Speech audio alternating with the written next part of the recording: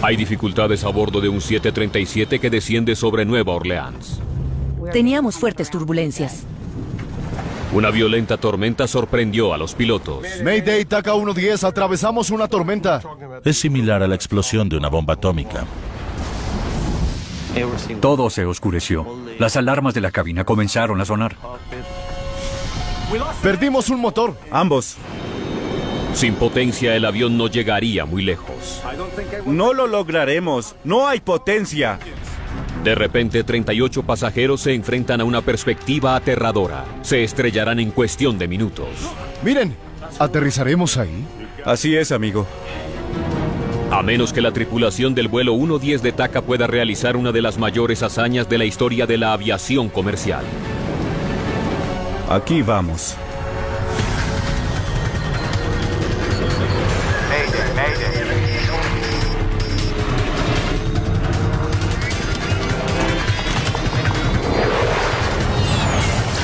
Catástrofes aéreas. Esta es una historia verdadera basada en informes y testimonios de testigos presenciales. Aterrizaje forzoso. Un nuevo Boeing 737 avanza en medio de fuertes tormentas eléctricas y granizo a 9.000 metros sobre el Golfo de México. Mayo 24, 1988. Vamos a tener mal tiempo por un buen rato.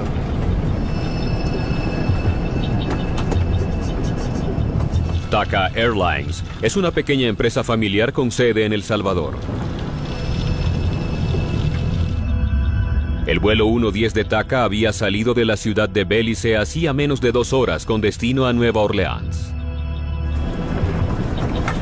Entre los 38 pasajeros, Gracias. ninguno estaba más ansioso de llegar a los Estados Unidos que Lee Burmeister. Estuve durante un mes en Costa Rica. Me hicieron una cirugía en un pueblo pequeño. Apenas me estaba recuperando. Deseaba estar en casa. El mal tiempo fue algo que la tripulación debió enfrentar desde temprano en el vuelo. Yo recuerdo que era un día que cuando salimos de Belice muy soleado, todo iba bien. Fue repentino. El cielo estaba hermoso y casi de inmediato se oscureció. Nunca había visto algo así. Volaban sobre el Golfo de México en mayo. En esta época del año el clima es impredecible. Violentas tormentas pueden formarse en cuestión de minutos. Las tormentas eléctricas tienen todo tipo de amenazas: fuertes lluvias, granizo, relámpagos, microrráfagas, fuertes vientos, heladas severas. Es como la explosión de una bomba atómica. Una gran cantidad de energía. Para evitar las peligrosas tormentas, la tripulación rastrea el clima con el radar de a bordo, pero la tecnología tiene sus limitaciones. El radar del clima del avión funciona con rayos X. Tiene una cierta longitud de onda y es muy limitado. Por ejemplo, el granizo no es detectado por el radar.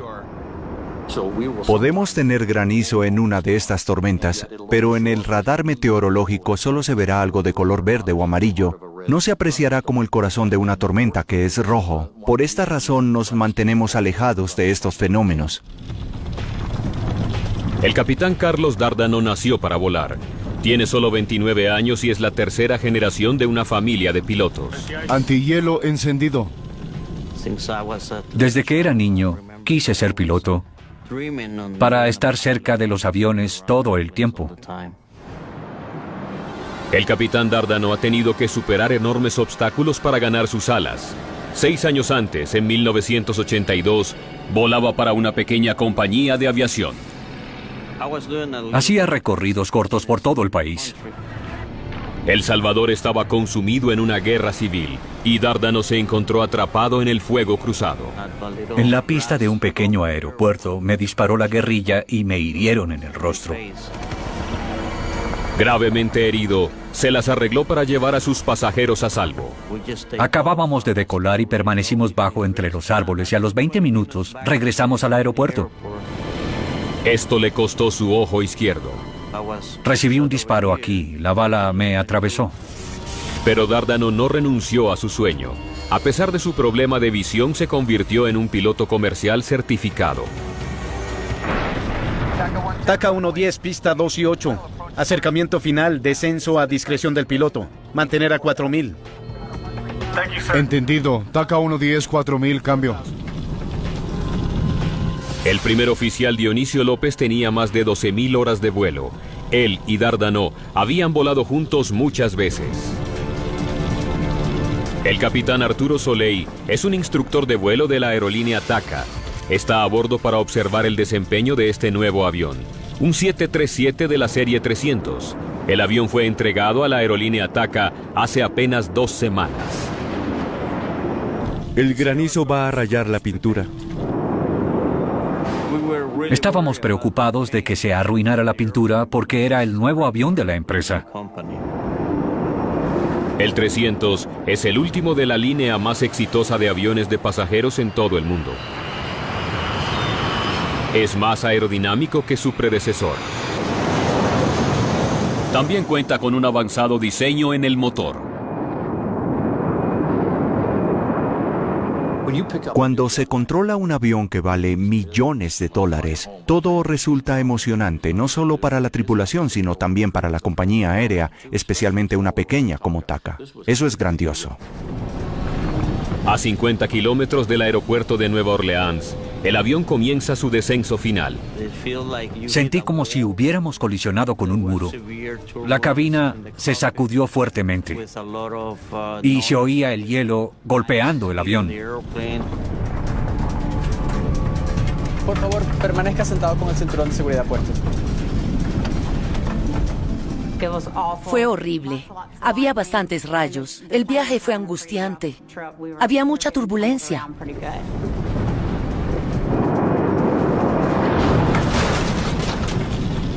Que los asistentes se sienten. Asistentes de vuelo, tomen asiento, por favor.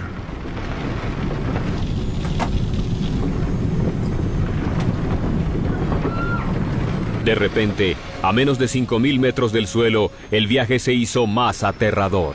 Entonces eso para mí me pareció súper extraño porque a mí nunca me había pasado que en medio de una turbulencia se fueran las luces. Todo se oscureció.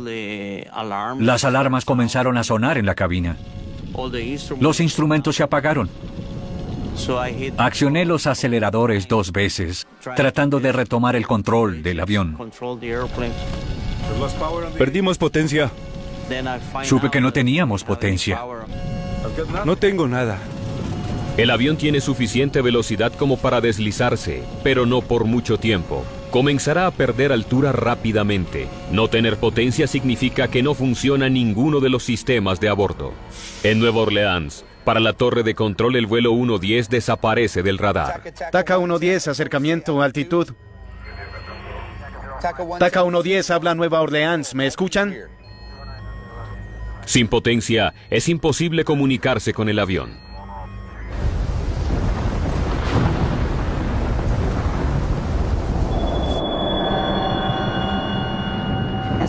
Había mucho silencio y no se escuchaban los motores. No había luz. Parecía como si no estuviéramos volando.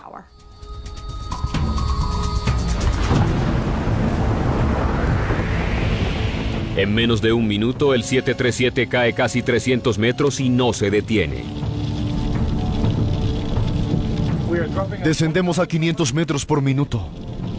Y sin potencia, no hay manera de encender los motores.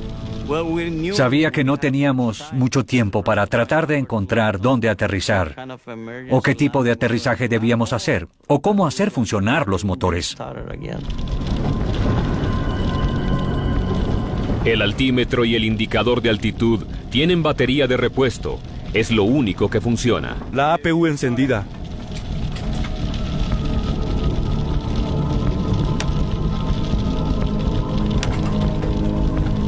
La APU, o Unidad de Potencia Auxiliar, es un generador de respaldo que provee energía de emergencia a los sistemas vitales. Pero toma tiempo encenderla. Y cada segundo, el vuelo 110 de TACA estaba más cerca del agua.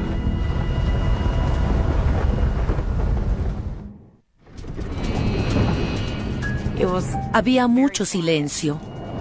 Se podía oír la lluvia. Y pensé, esto es todo, terminó. Vamos cayendo y este es mi último día. Mira los indicadores. Sin potencia en los motores, el avanzado avión de propulsión se convirtió en un planeador de 43 toneladas. Nos preguntábamos si podíamos encender la APU, porque nos deslizábamos en medio de una tormenta tratando de obtener potencia.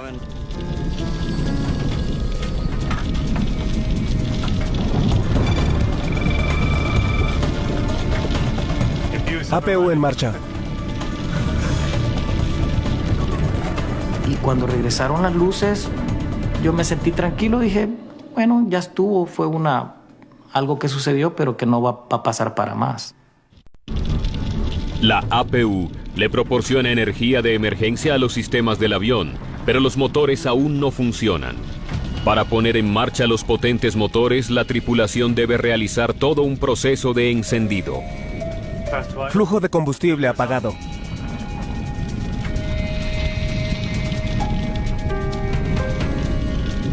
La APU puede generar la potencia para encender los motores, pero se necesita tiempo. Tarda unos 30 segundos, pero parecían toda una vida.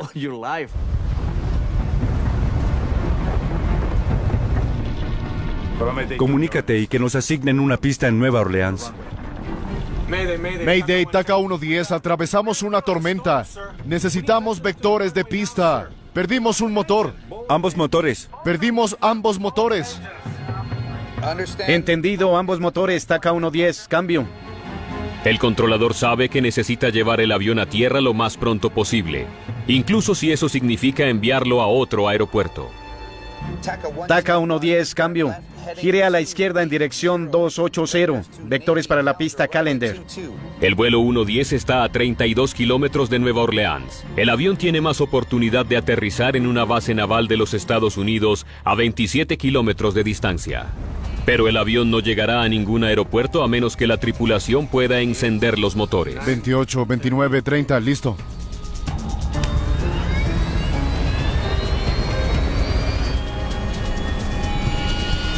A solo 1800 metros del suelo, el motor izquierdo comienza a funcionar.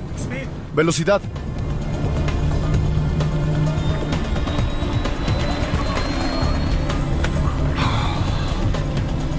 Bien, buen trabajo.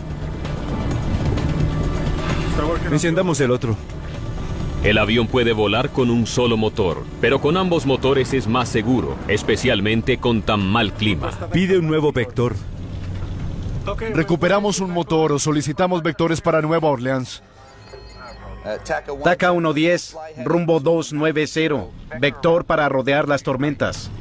Mientras tanto, el capitán Soleil trata de hacer funcionar el otro motor. Ya casi tenemos el otro. Listo. Velocidad. Está bien. Tenemos ambos motores. Con ambos motores parece que la crisis hubiera terminado. Entendido, recuperamos ambos motores. Apreciamos lo que han hecho por nosotros.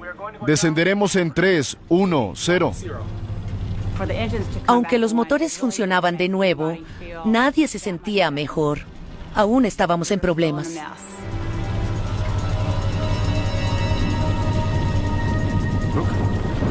Porque siento que no tenemos potencia.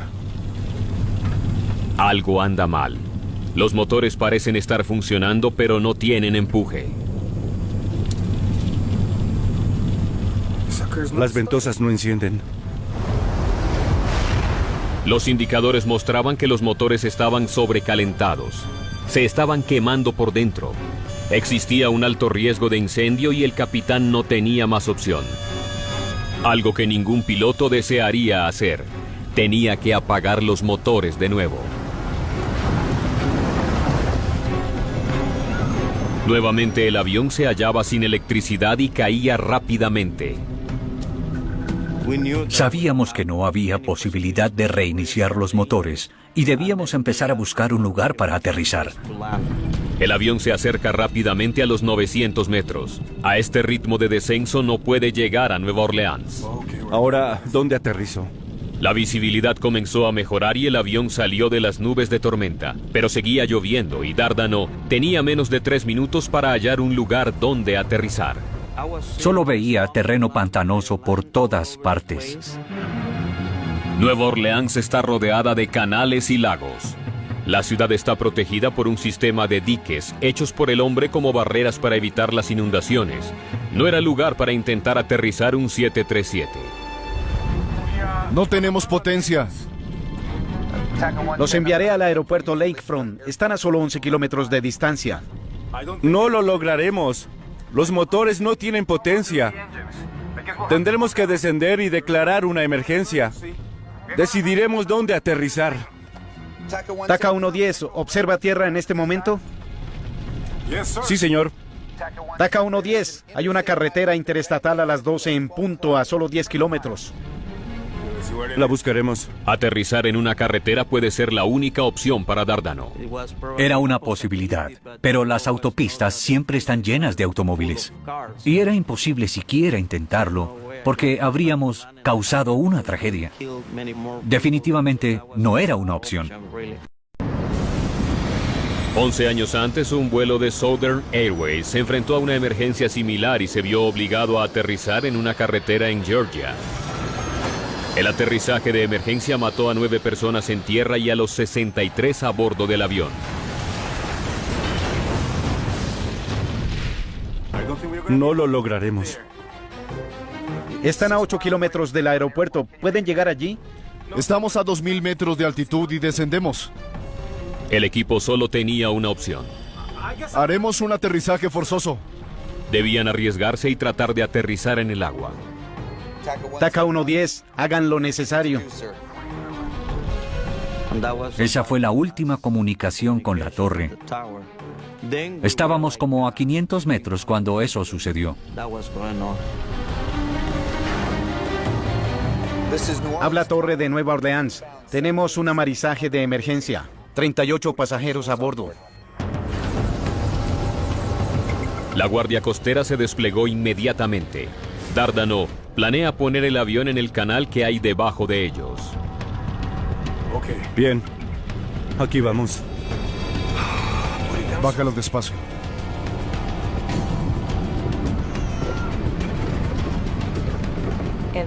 En el avión, todos teníamos la sensación de que no íbamos a sobrevivir.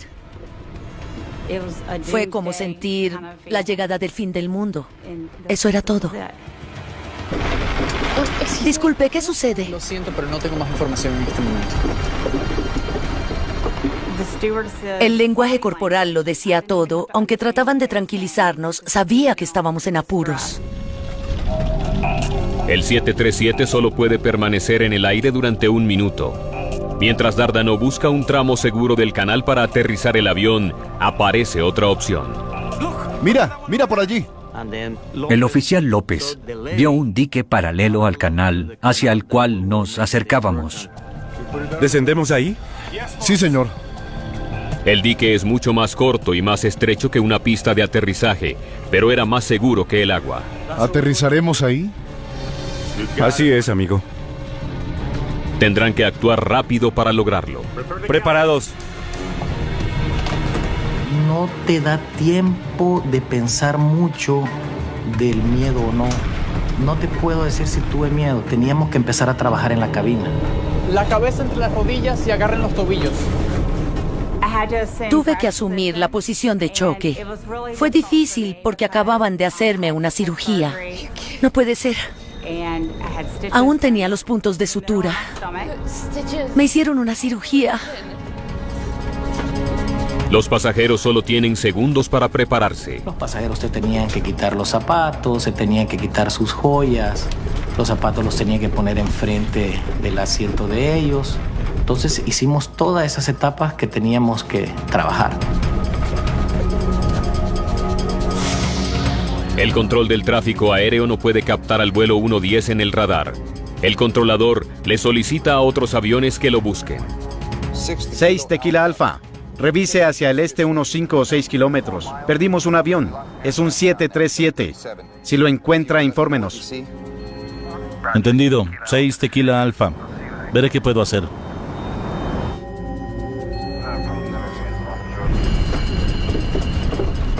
Me sentí con miedo al momento que llegué a mi asiento. En ese momento fue donde de verdad tuve miedo. ¿De acuerdo? Vamos a descender. Hagámoslo. Pero el capitán Dárdano sigue volando hacia el agua. El dique estaba a mi derecha. Para tener alguna esperanza de aterrizar en el dique debe hacer una corrección del rumbo. Esto requería una maniobra arriesgada conocida como deslizamiento lateral. Tuve que hacer un deslizamiento lateral para quedar en posición de realizar un aterrizaje perfecto. Es un movimiento destinado para naves pequeñas y para los planeadores, no para un Boeing 737 de 43 toneladas, pero era un riesgo que debía tomar. Resiste un poco.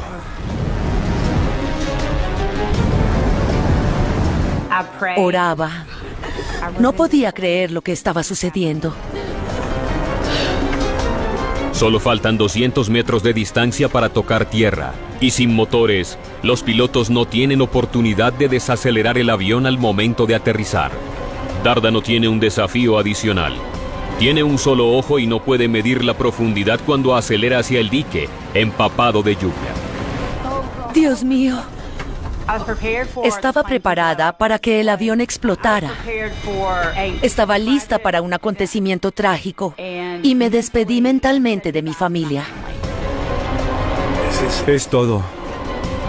Había un elevado muro de concreto frente al dique y un terraplén a la izquierda. Parecía que no era suficiente espacio para aterrizar. Cuidado con el ala de ese lado. Ya lo vi. Vamos. Bien, amigo. Ya te tengo.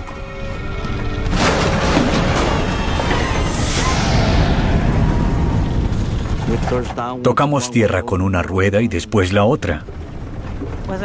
Si se hubiera roto el cinturón de seguridad, habríamos volado por el avión. Sobre la hierba húmeda, el avión puede patinar y salirse del dique hacia el agua. Solo estaba tratando de controlar el avión. Apliqué los frenos para no perderlo en el último minuto. Los alerones estaban afuera y pensamos, lo logramos. Lo logramos.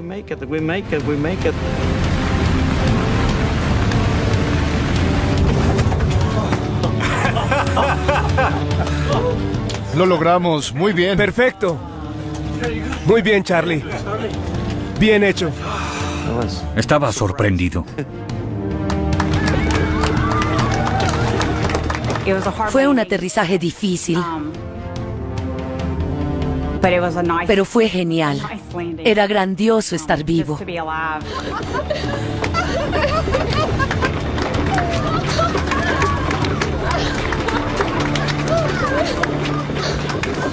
El aterrizaje fue espectacular.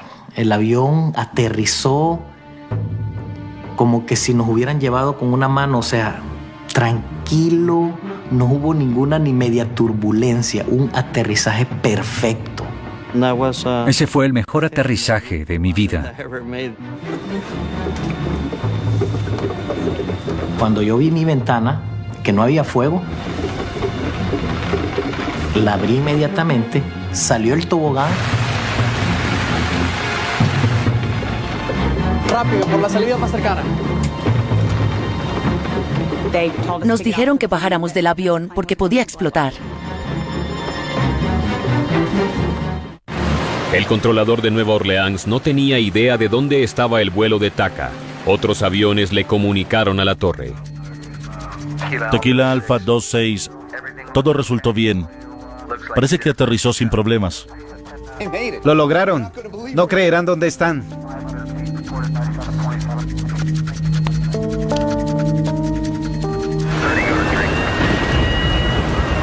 Por primera vez en la historia, un 737 sin motores aterrizó de manera segura fuera de un aeropuerto. Ahora los investigadores deben averiguar por qué los sofisticados motores de un avión nuevo fallaron en pleno vuelo.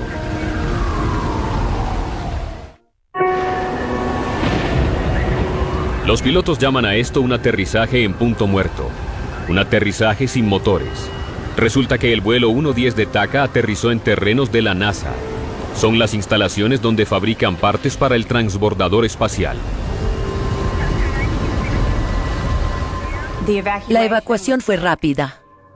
Bajamos del avión, nos deslizamos por las rampas, llegué a la parte superior del dique y había algunas enfermeras. Me hicieron un examen general y revisaron mi sutura. Solo tenemos a una persona herida, pero ya se encuentra bien. ¿A dónde se dirigían? A Nueva Orleans. Poco después llegó una ambulancia, me pusieron en una camilla y me llevaron al hospital. Demos gracias a Dios. Sí, hagámoslo. Y también a nuestro capitán porque mantuvo la calma.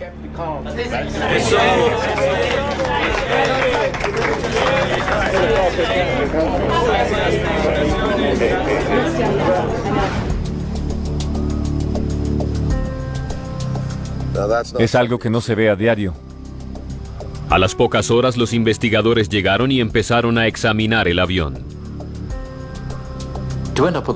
Terminar con un avión de pasajeros en un dique, luego de un aterrizaje perfecto, es algo increíble. Lo felicito, tuvo un buen aterrizaje. Cuénteme, ¿cuándo empezó a fallar el motor?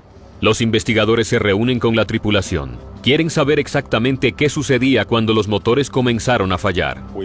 Estábamos descendiendo cuando ambos motores empezaron a incendiarse al mismo tiempo. Que ambos motores fallen simultáneamente es una posibilidad remota.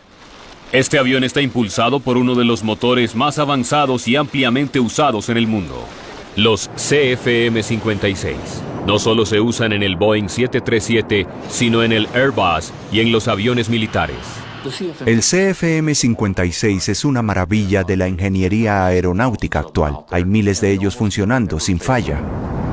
Pero los dos motores CFM56 habían fallado en este avión. Los investigadores necesitaban saber por qué. No había volado en tormentas tan intensas. Entonces se enfocan en las condiciones climáticas. Se considera un fenómeno muy extraño que los motores se apaguen en pleno vuelo. Entonces, la preocupación era averiguar cuál había sido la causa. ¿Existía un efecto directo del clima? Pues estaban volando en medio de la lluvia y el granizo. Hábleme de la tormenta. Los vientos eran fuertes. Había mucha lluvia y granizo. Apenas se podía ver por la ventana. Las abolladuras en el fuselaje revelan que el avión fue golpeado por granizo de casi 3 centímetros de diámetro. Si el granizo era suficientemente fuerte como para dañar el exterior, los investigadores se preguntan si también pudo afectar los motores. Un motor de turbina se compone de un sistema de aspas. Hay un gran ventilador que introduce el aire al motor. Una serie de aspas comprime el aire que ingresa, se mezcla con el combustible y hace girar las turbinas que hay dentro del motor. Lo primero que se examina son los componentes. Inicialmente miré la parte delantera para determinar si había daños que pudieran explicar lo que le sucedió a los motores. Buscaba alguna fractura en el interior del motor. Para mirar el interior del motor utilizan un endoscopio. Con una pequeña cámara de televisión al final del endoscopio se observa el interior del motor para hallar algún desperfecto. No hay daños visibles por el granizo.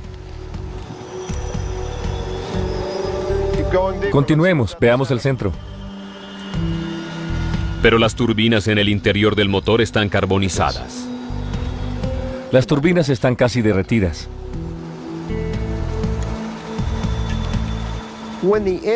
Cuando el motor se sobrecalienta, y se permite esto durante un tiempo suficiente, se provocará la fusión de las aspas de la turbina. ¿Y la temperatura de los motores? Se recalentaron después de reiniciarlos. Y el daño a la turbina, la fusión de las aspas, significa que no producían empuje. Las turbinas carbonizadas no explican por qué los motores dejaron de funcionar.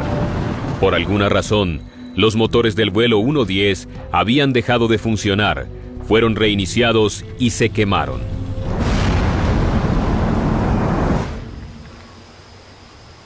Pero antes de buscar las respuestas, los investigadores se enfrentan a otro problema. El avión comienza a hundirse. No puede continuar aquí. Tal vez la NASA pueda ayudarnos. El dique no estaba destinado a soportar 43.000 kilogramos. El peso del avión se concentra en los puntos que hacen contacto con el suelo. En 2 o 3 días, este se hundiría hasta la mitad de las ruedas. Apenas había espacio suficiente para el avión en el dique. Sacar el avión de allí resultaría algo más difícil. Solo había 3 maneras de sacar el avión de allí. Una era que despegara y volara. La segunda era desmantelándolo. Y la tercera, subirlo a una barcaza. Desmantelarlo podría originarle más daños. ¿Podremos volar? La decisión fue tomada. Tratarían de despegar para llevar el avión a Nueva Orleans. El primer problema era preparar el avión para volar y llevar los motores al punto de confiabilidad. Eso significaba cambiar el motor derecho. El motor izquierdo necesitaba mantenimiento, pero podía volar. Después de reemplazar el motor derecho, usaron pilotos de pruebas para llevar el avión a tierra, hasta el aeropuerto de Nueva Orleans, a 24 kilómetros de distancia. Es una operación muy segura. Podemos alcanzar la velocidad de despegue y en caso de que no funcione, tenemos tiempo para detener el avión.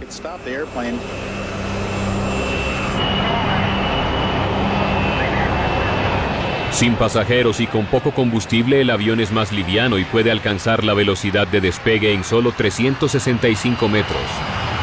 La investigación en el sitio de aterrizaje de emergencia tiene un final dramático. Cuando un avión cae en el lugar equivocado, pero sigue intacto, recuperarlo es difícil. Esta vez tuvimos mucha suerte.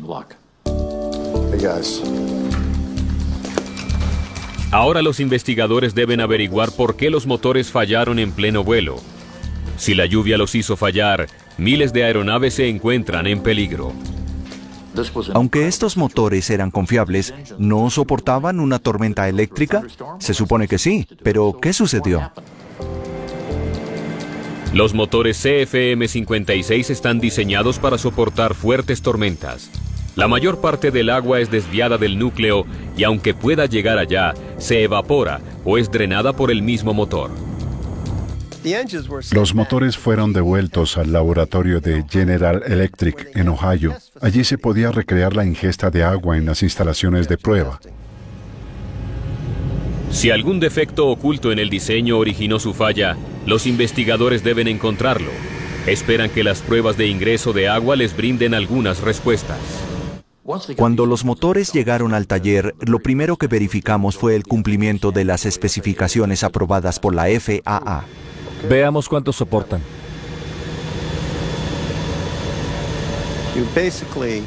Básicamente, rociamos agua pulverizada al interior del motor. La cantidad de agua se ajusta a las condiciones que se presentan en pleno vuelo. A pesar de someterlo a rigurosas pruebas de agua, el motor no se apaga. No fue la lluvia. Nada salió mal, el motor siguió funcionando, algo más había sucedido.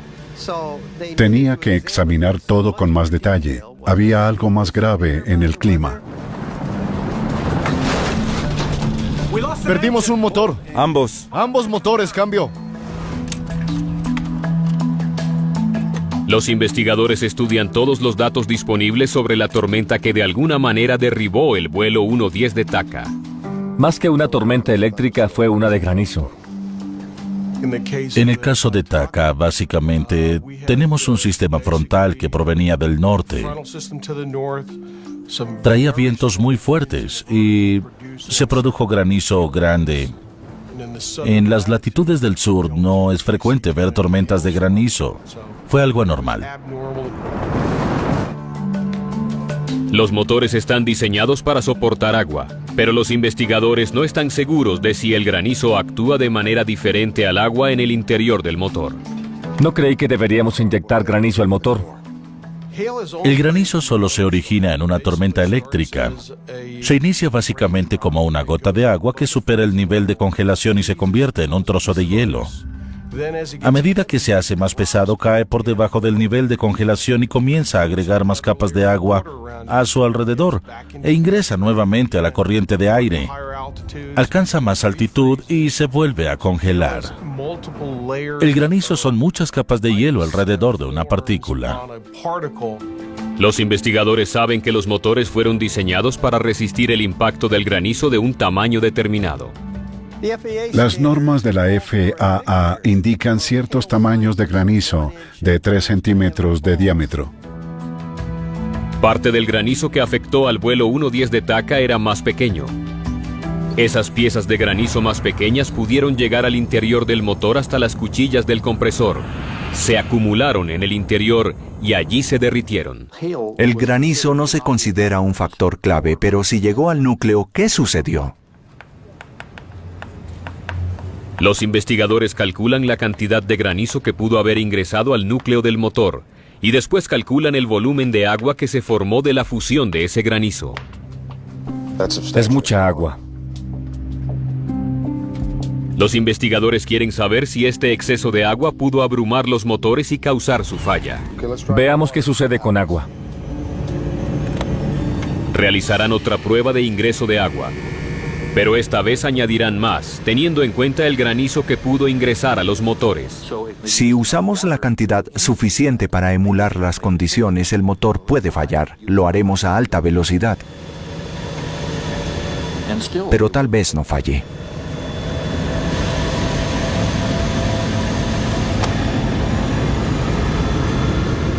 ¿Qué nos falta? Tal vez hubo algo único en el funcionamiento del motor que pudo contribuir a que éste perdiera potencia. Cifras de rendimiento del motor obtenidas de la grabación de datos de la cabina les brindan a los investigadores una nueva pista. Antes de apagarse, la potencia del motor se redujo al 35%. TACA 110, pista 28. Aproximación final. Descenso a discreción del piloto. Manténgase a 4.000 pies. Entendido, TACA 110, 4.000 pies. Empezó a descender. Entendido, TACA 110, 4.000 pies. Cuando el avión comenzó su acercamiento final a Nueva Orleans, redujeron la velocidad de los motores para iniciar el descenso. A menor potencia, los motores pudieron no soportar esa cantidad de agua.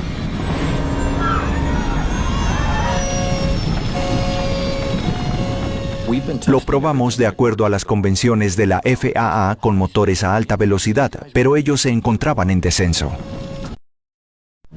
Repiten la prueba, esta vez con menos potencia en los motores.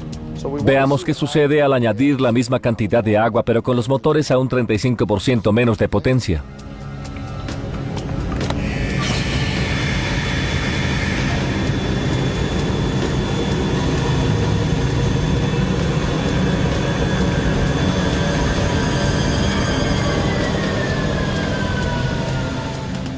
El momento crucial fue cuando se dieron cuenta que a alta velocidad el motor superaba el ingreso de agua, incluso el causado por la fusión del granizo. Pero cuando se redujo la velocidad hallaron la clave de la falla. El motor no podía enfrentar esa cantidad de agua.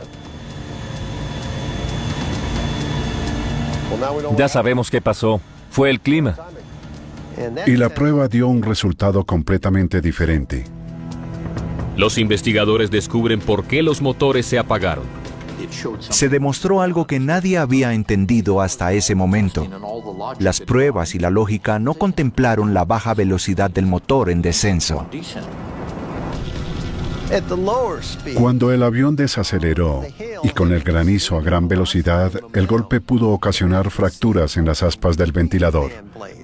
De esta manera, una cantidad de agua ingresó al núcleo del motor. Los motores llenos de granizo y de agua se apagaron. Para los investigadores, solo queda por resolver un misterio. No siento potencia. ¿Qué salió mal después de que el equipo de TACA reinició los motores? Las ventosas no funcionan. ¿Por qué el sobrecalentamiento y la falla?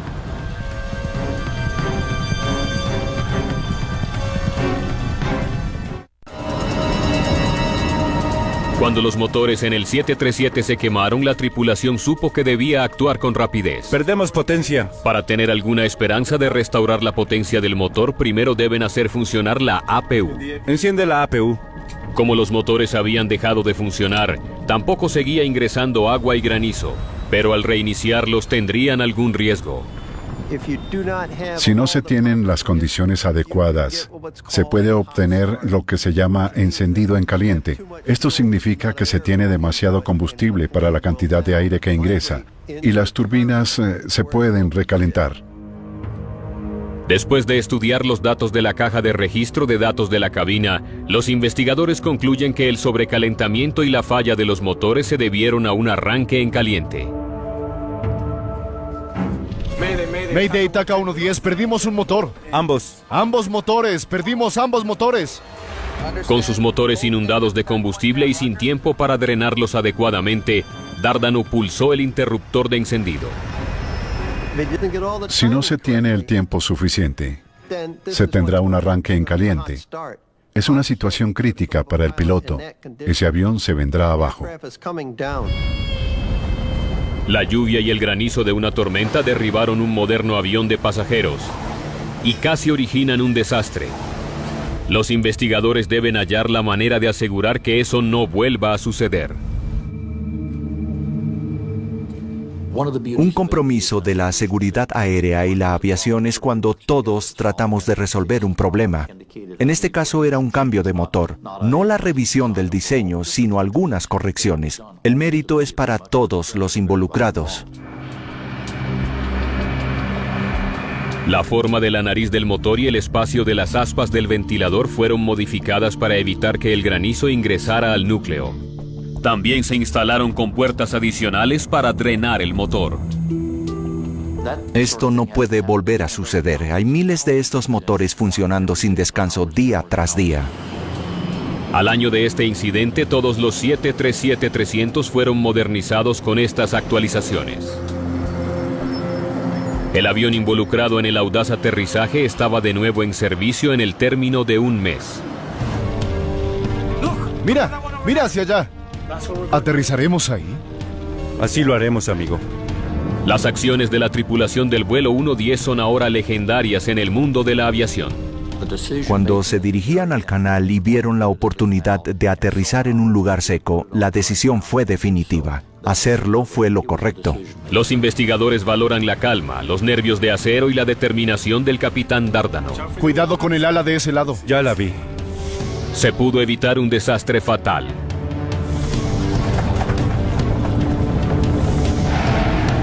El capitán Carlos Dárdano es un héroe en los medios de comunicación. Los pasajeros estaban encantados. Dárdano y su equipo mantuvieron la calma. Y gracias a ello, las 45 personas que viajaban ese día están vivas.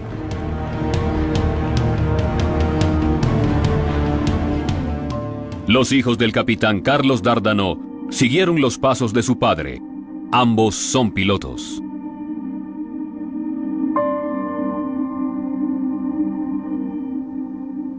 Al principio me enloquecí cuando me dispararon. Perdí parte de mi visión y después sufrí ese accidente.